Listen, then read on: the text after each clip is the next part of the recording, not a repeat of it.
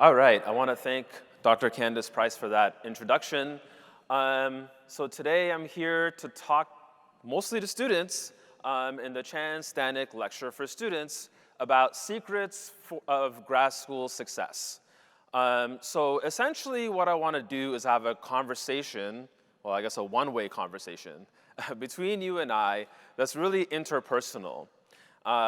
It talks about what I've learned and things that I did that actually worked well for me throughout my process in grad school, before it, and a little bit after it. And I want to share what I think is slightly non-traditional advice for succeeding in grad school. Before getting into the details of it, I want to make sure we're sort of on the same page about what grad school in the mathematical sciences is really all about. So contrary to a lot of student belief in early and mid and even late undergraduate, graduate school really is about transforming from being someone interested in mathematics as a subject to being a really active participant in the field and contributing new mathematics to a specific area that you have interest in. So in order to talk about the secrets of grad school success, I want to start sort of from the beginning about a few pieces of advice I have for when you're sort of well before even thinking about or concretely applying for grad school. So this is advice for people who are sort of before your senior year of graduate school. And the first piece of advice has to do with undergraduate research programs. So typically, students have potentially the opportunity to do undergraduate research of some kind. So for those of you who are students and not familiar with what opportunities there actually are, I'll do a little bit of an overview. Sometimes you have the opportunity to work with a professor in your institution through a reading course or independent study on an area of interest to you specifically. You might actually have an opportunity to do research in the summer with a professor at your institution. But there are also many national undergraduate research programs. Many of them you can find on mathprograms.org. Oh, one thing I should have mentioned at the beginning of this talk, if you're a student, I highly suggest taking notes. I have a lot of concrete, implementable advice that you can take with you and use throughout the talk. So lots of different avenues for undergraduate research. And the idea behind undergraduate research is it gives you a little bit of a glimpse and taste of what it's like to contribute in mathematics, sort of at the frontier of current knowledge. Now, a lot of professors that I know recommend trying out an undergraduate research program of some kind.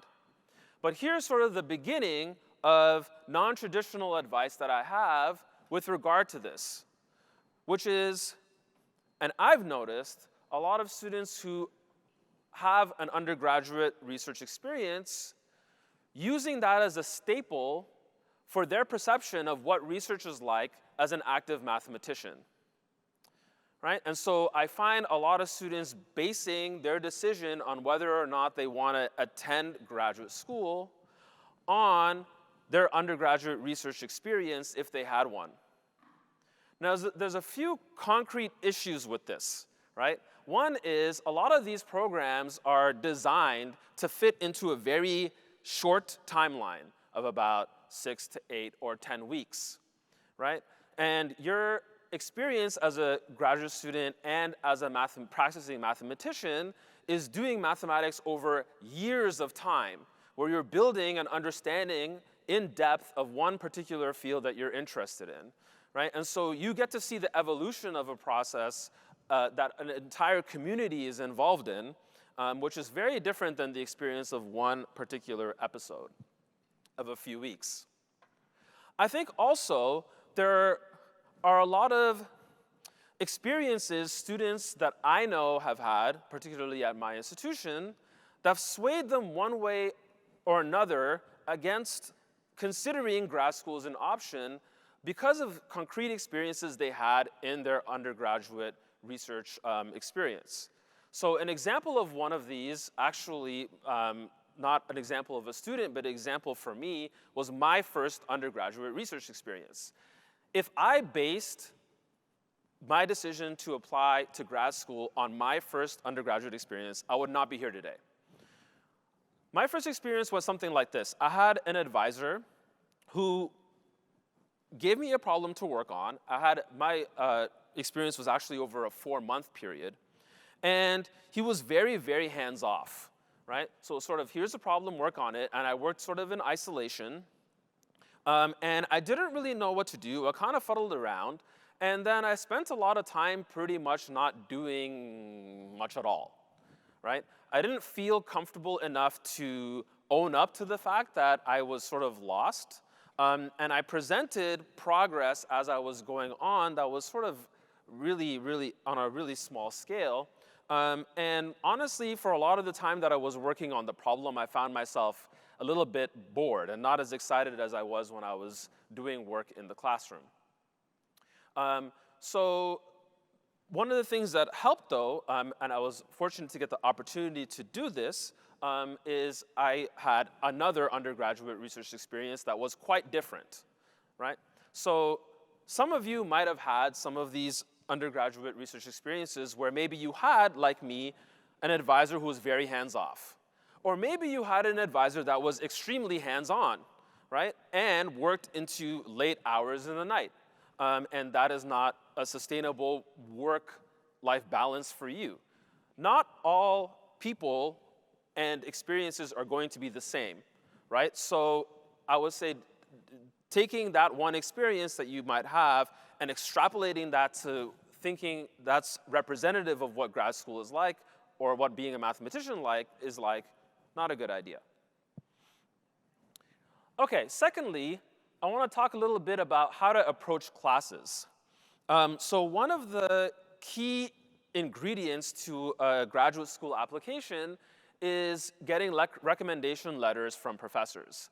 These recommendation letters carry quite a bit of weight in your application. Now, what I'm about to say, I'm not saying for the purposes of getting recommendation letters for professors. These are sort of pieces of advice that I think are just good habits to have. But the thing I want to remind people of is that when professors are writing letters for students, they don't think about the grades that an individual student got in courses that the students take. I don't remember any of my students' grades in any courses I've had with them. This is not on my mind.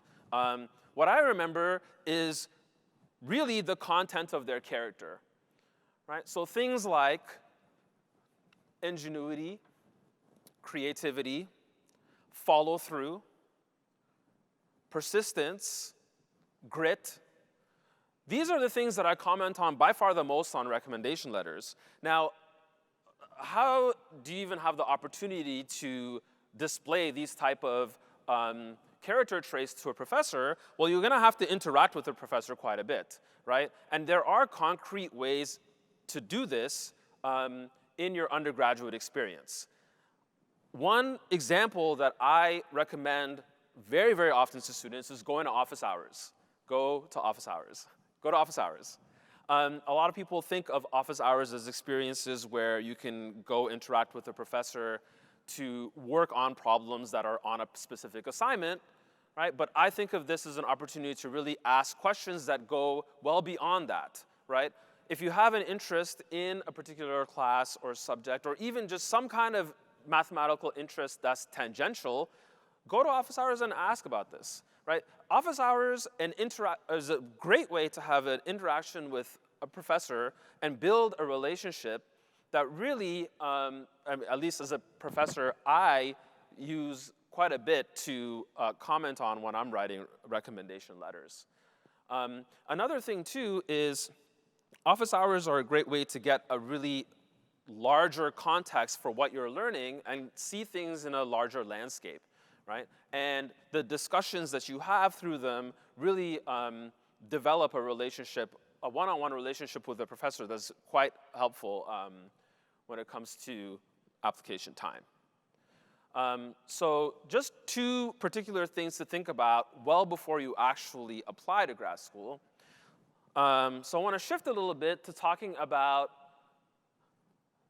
the year or so before you apply, right? Ingredients for right about the senior year of undergraduate, or depending on your situation, maybe you want to take a gap year. This might be a little bit later. Maybe you want to go work for a few years, might be even a few years later still.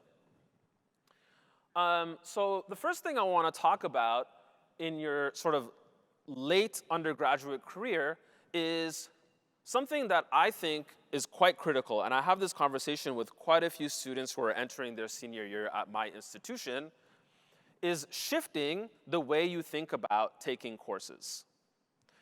So for many undergraduates that I observe in early undergraduate and mid-undergraduate,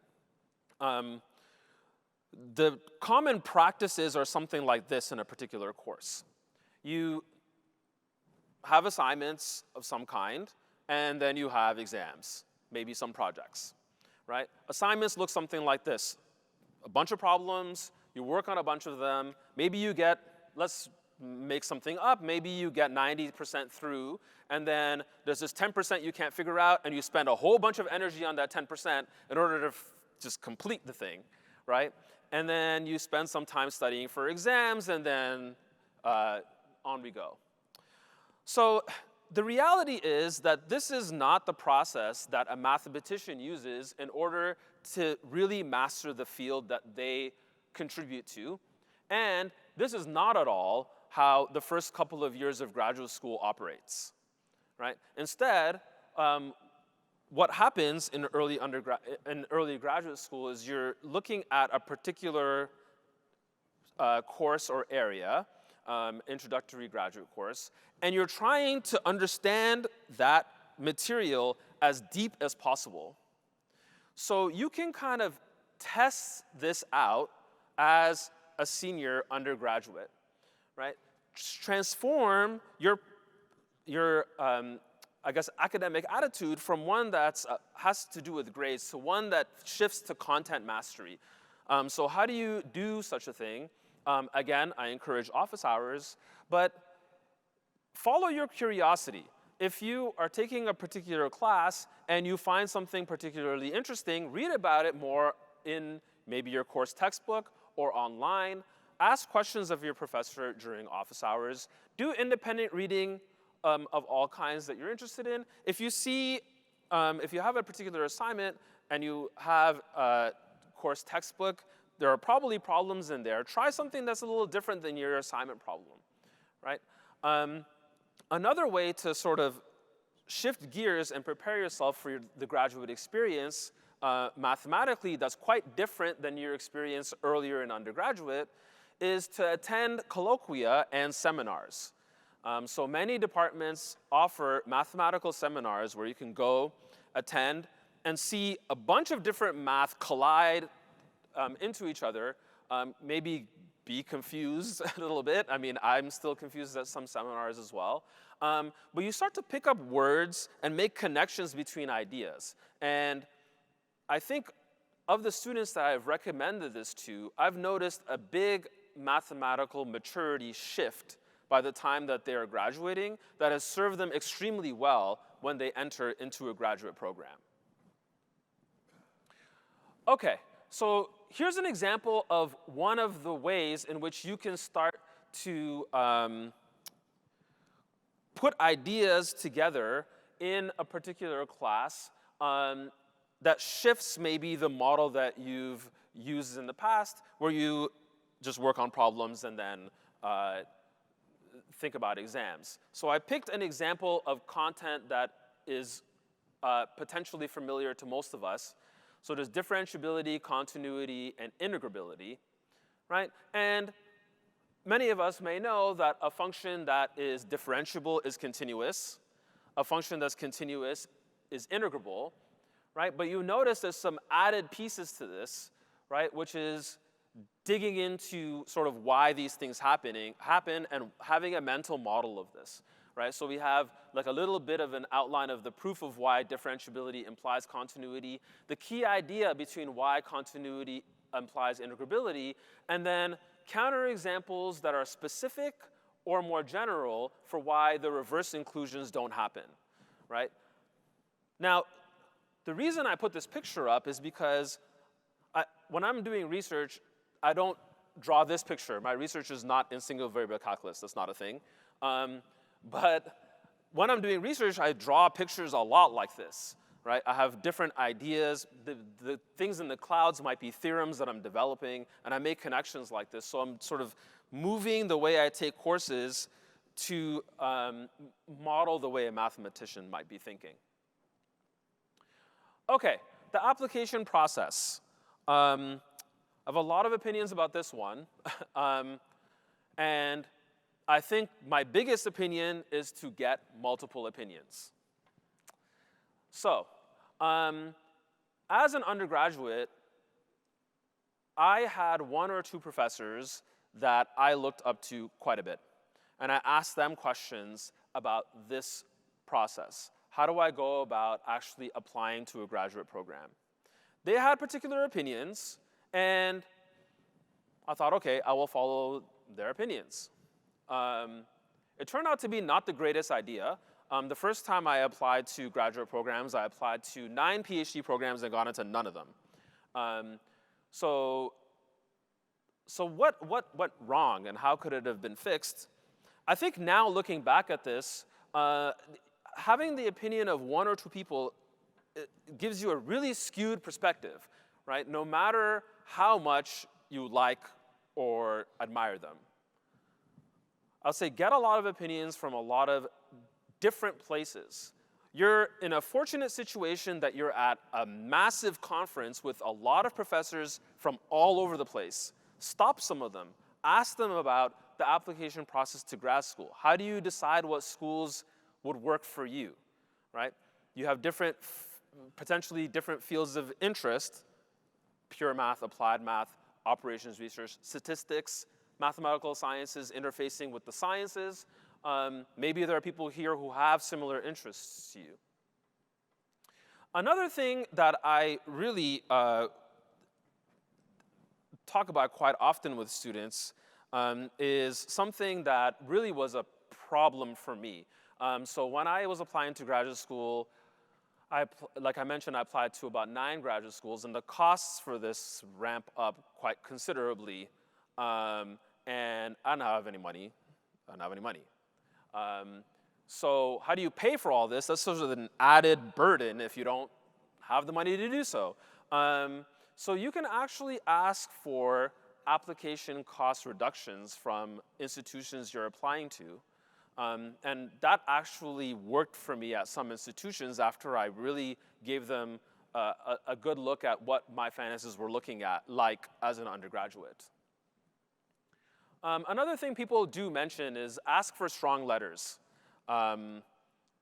So this advice is not necessarily non-standard. I think a lot of people mention this one. Ask for letters from professors, but don't just ask for any letter. Ask for a letter that is a strong one, so that they actually reflect positively on you. Okay, again, I really want to emphasize this whole idea of fielding advice from a lot of people. Right? Any individual's advice is skewed. I find this is especially the case if you are a member of any underrepresented group. It tends to be the case that professors who may not be part of the group that you are in have suggestions for graduate programs to apply to that have particularly toxic environments for the group that you are a member of, right? So I'm going to talk about ways to get involved in the larger mathematical community with groups you might identify with in order to be able to figure out where are known good places to possibly apply to. And again, take advantage of this conference. Speak with professors who are here. Okay, and lastly, the fun part. the GRE math subject test. So the GRE math subject test is a 170-minute, 66-question multiple choice exam that covers pretty much all of undergraduate mathematics and is required by several mathematics PhD programs. The first thing I want to mention about this is you should figure out if this this test is actually even needed for the programs you're interested in. There are many programs that don't require this, and if it happens to be the case that you are applying to programs and none of them require this test at all, I highly suggest not taking it. That being said, I would not suggest avoiding the test by making your grad school decisions based on applying to schools that purposely avoid it, right? I would say make a list of potential candidate schools and then decide, take a look at them, and if one or two of them require this test, then go ahead and take it. This test is not easy. And I think the sort of major advice I have about it is to take it more seriously than you might consider. A lot of people sort of think about the test as some last-minute thing, maybe review some material a week before, take the test, and don't know what happened. Also, getting advice from professors on this is not going to work out too well. The test has went through massive changes in the last 10 to 15 years, and so what this test looked like for a lot of your professors is not what it looks like today at all. Okay, so what do I have to say that's positive about this then? One thing I actually like about this test is that if you do have to take it, and I suggest spending roughly the amount that you would on about like a third of one course in undergrad, is that you actually get to review your undergrad material, right? You'll get to a point where you realize, oh, there might be a lot of gaps that I didn't even realize I had, but this gives you an opportunity to fill in a lot of these gaps and even learn new stuff that you didn't. So it's great for content review. And there are practice books that you can use to review material. I like some of the books for reviewing mathematical material. I don't like the problems that they have at all. The problems in the books are not representative of what's on the test whatsoever. The problems in the books tend to be sort of relatively straightforward applications of the theorems that you're learning at the time, whereas the test itself feels much more like a mathematics competition, my personal opinion. So what can you do to sort of get practice and get an idea of what the test is like in terms of test strategies? As Dr. Price mentioned, you can go to my YouTube channel where I have some videos that actually give you advice on concrete strategies to manage with certain problem types on this exam. So I've had students who've watched these videos, taken the test, and found me at MathFest and the joint math meetings and told me, hey, that one video you had, that thing actually showed up on the test and saved me a lot of time, thanks. So I highly encourage it. So if you have like, one of these phones, if you have a phone with you and you want to check out this site, it's right here, youtube.com, my name, and then math. Okay, so that's a few things about the sort of year before graduate schools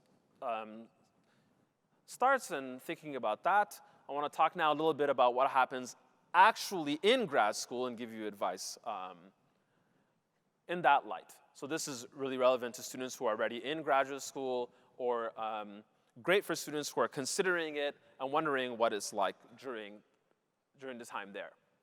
So here's a rough structure of how a lot of graduate programs work. This is not universal, but this is common. The first year or two, you're taking a few classes, and depending on your field of interest, these classes differ. So if you're in an applied math program, it might be a year on differential equations and a year on something else. If you're in a pure math program, it might be a year of algebra, a year of analysis, and maybe some geometry. Operations research, statistics, all different.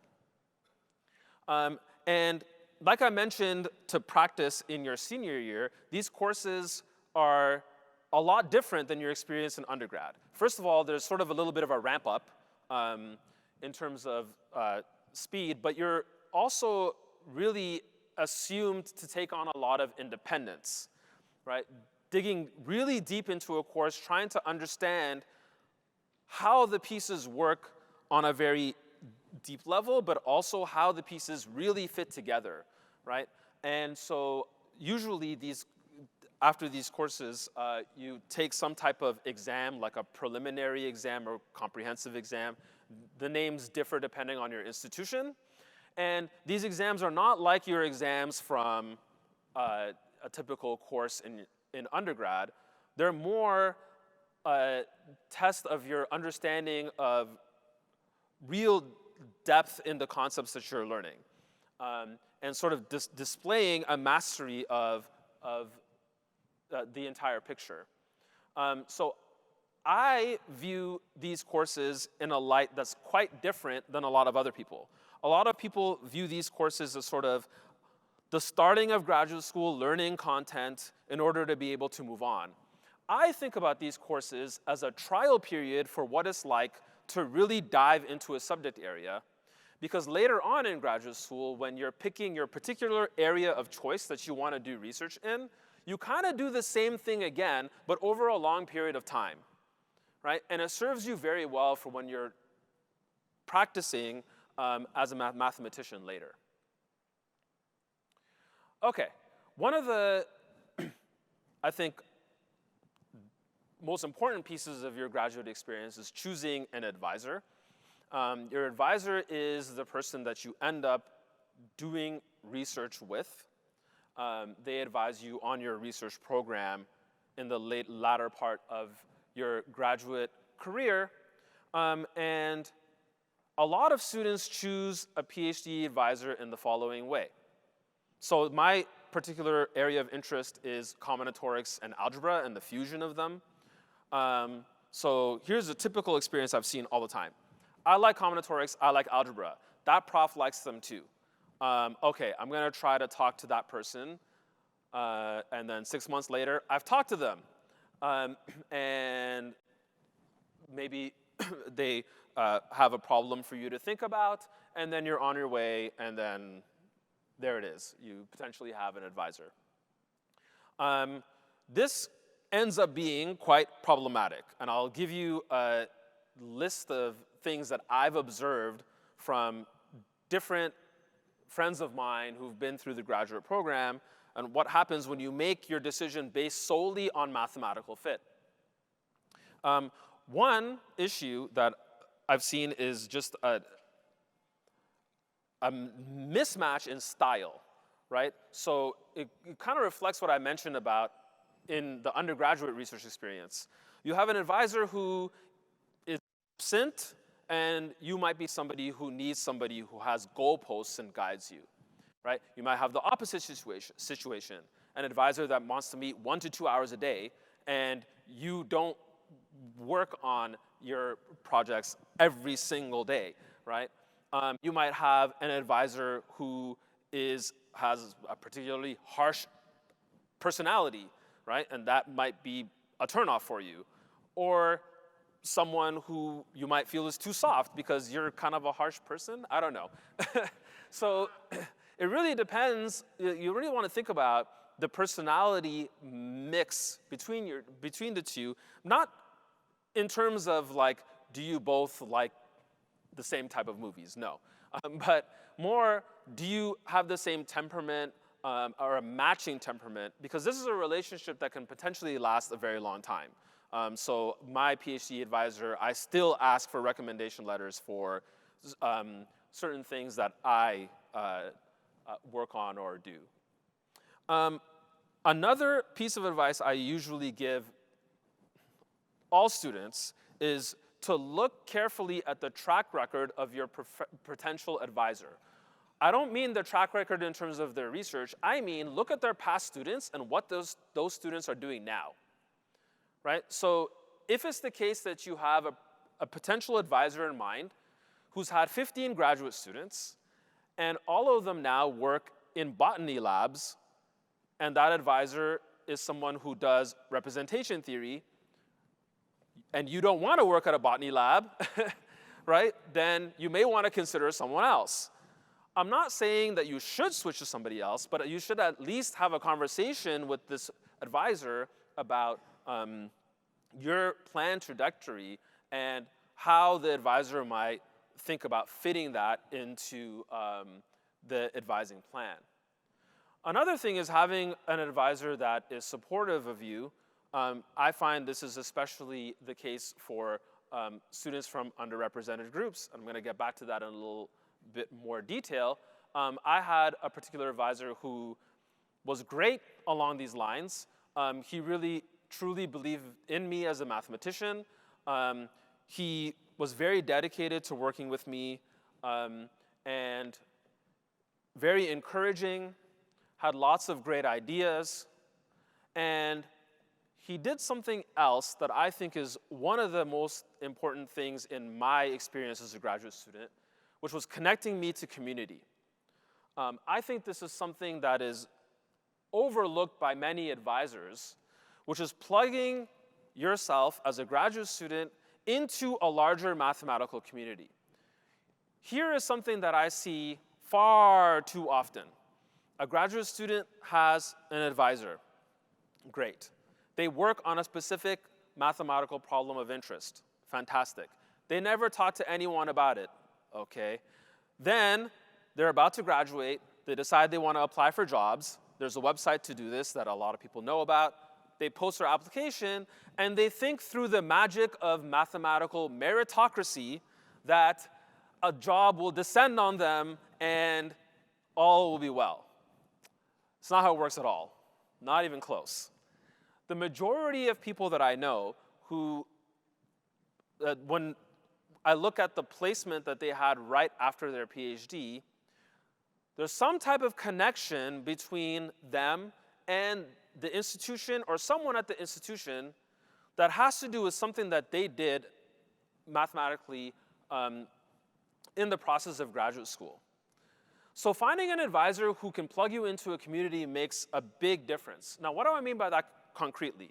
I mean an advisor who's part of a mathematical community, people who work on problems that you meet and share what you're working on, and they share what they're working on, and you talk to them, right? Ways to do that include going to conferences, going to research meetings. And my advisor did a great job at doing this. And I don't have the personality, I mean, I'm loud here, but I don't have the personality type that would, in graduate school, jump into a conference on my own and start presenting things. No way. So I really, really appreciated that of my advisor. And I think it's a really critical part of grad school. There's one tricky part with all this, though, and that's something that I really want to mention.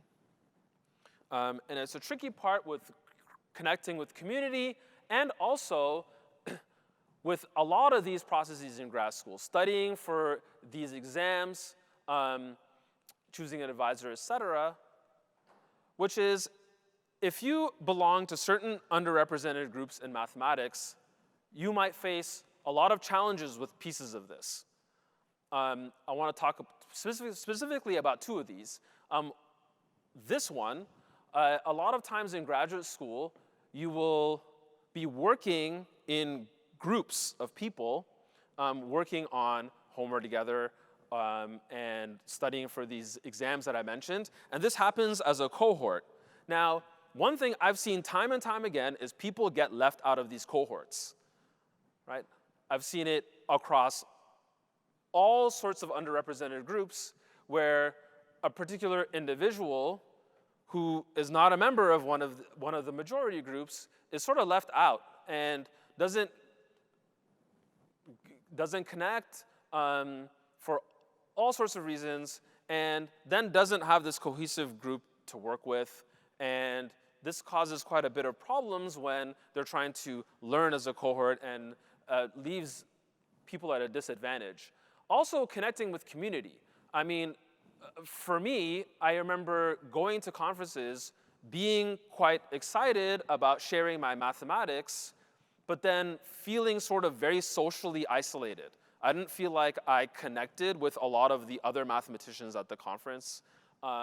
And so there were a lot of social events that were happening that were not things that I necessarily wanted to do. And at these events, people were talking about math. So I felt like I was really left out of the entire process.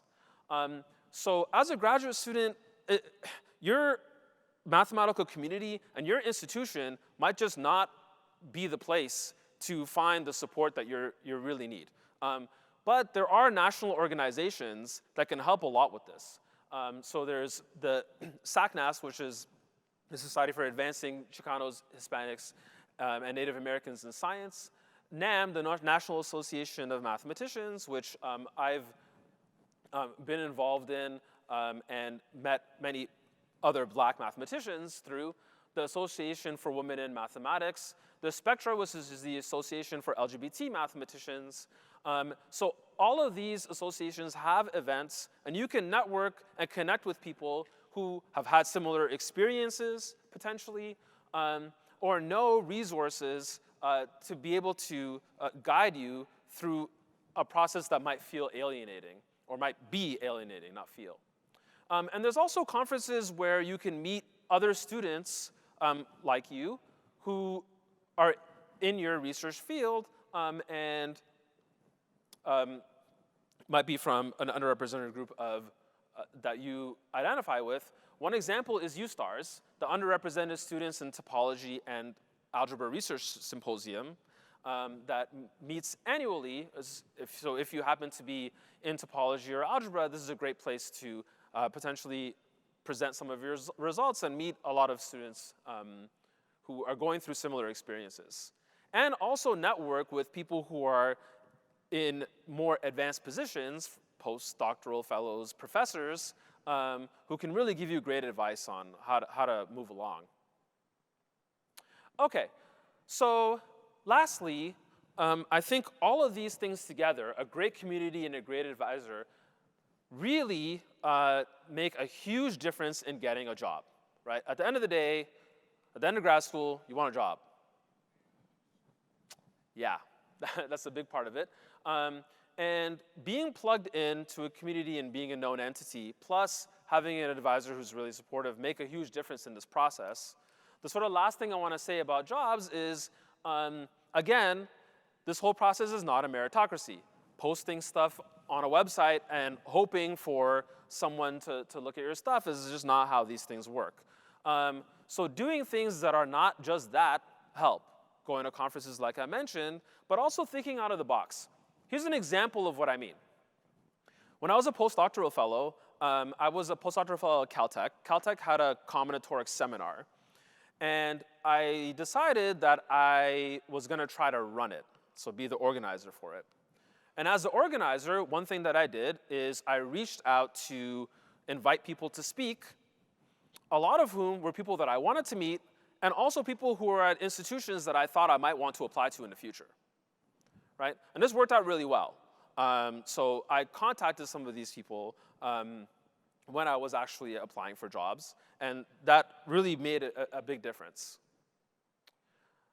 Okay, so I've given you sort of a lot of ideas and advice about this whole graduate school process, but I mean, what's the point? Like, this is a whole lot of advice that seems like it leads to a whole lot of work.